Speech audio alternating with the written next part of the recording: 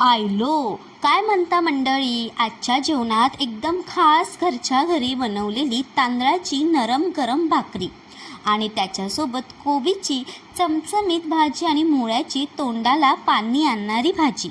शेवटी सोबतीला साजूक असं वरण, एकदम घरगुती पण रॉयल असं जेवण. तांदळाची भाकरी म्हणजे काय हो, नुसतं भाकरी नाही तर ती आपली शान आहे शान.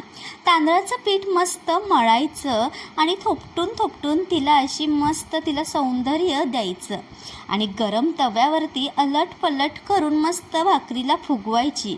अहो झणझणीत वास सुटतो ना. आहा, भूक तर डबल होते हा. कोबी बघा, कोबी नुसता दिसायला साधा पण तिची स्वाद भारी. आणि हिंग, मोहरी, कांदा, टोमॅटो, लसूण टाकली तर टाकायची, ती तर स्किप पण करू शकता. मग त्यात कोबी टाकली की सुगंध सगळ्या घरभर दळवळतो. वरून ओलं खोबरं, स्वर्ग सुख म्हणजे हेच.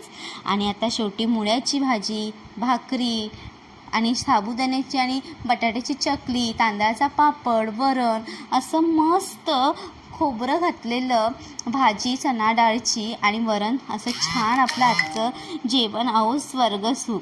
आता वरणाचं नाव घेतलं